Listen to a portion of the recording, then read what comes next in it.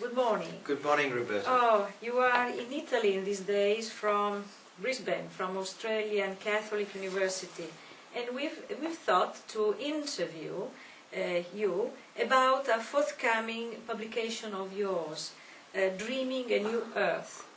Please, could you tell us what inspired your book?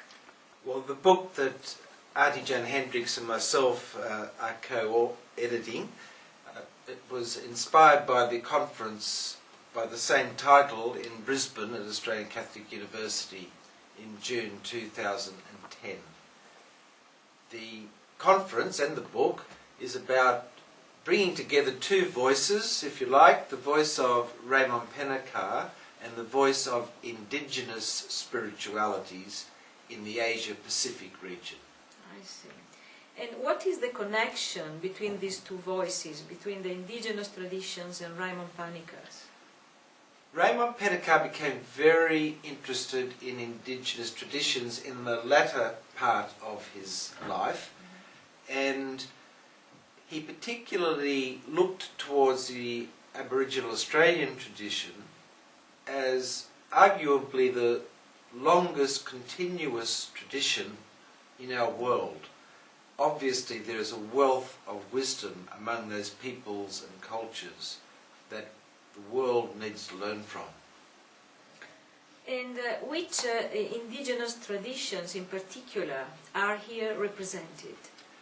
Well, of course, the Aboriginal and Torres Strait Island traditions are strongly represented, but we looked a bit wider in terms of the Asia-Pacific region. So we also include Polynesian peoples from Samoa and Maori, New Zealand, Melanesian tradition, especially Papua New Guinea, and also a couple of examples of North Japanese and Korean traditions. So it's a very rich program. And what do you hope this book will achieve for its readers? What we really hope is that it promotes an understanding of people throughout our world towards the wisdom of indigenous peoples and what they have to teach us.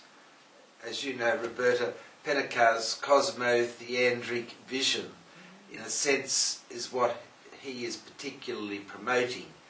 And in a sense, we could say, well, religions, the traditional world religions, somehow or other promote the divine. Western civilization in many ways promotes the anthropos, the human mind. But the sense of the cosmos itself as being absolutely integral to our understanding of ourselves and our living in the world, this is often what is most missing. And indigenous peoples have a particular understanding of and experience of the sacredness of the earth from which we all need to learn. That's for the reason why Raymond Pennecar talked about ecosophy, distinguishing perhaps from the ecology we get used to.